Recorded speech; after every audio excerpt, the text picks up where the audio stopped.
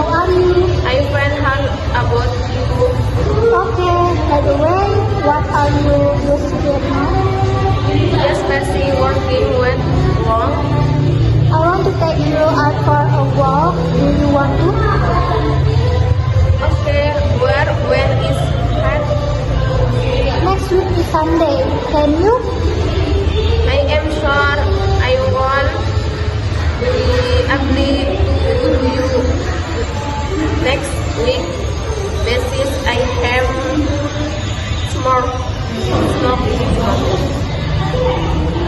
smoking means at work friend. What a shame. Even though Krishna was there in dark, we prayed together, but you called me. So never mind, another day.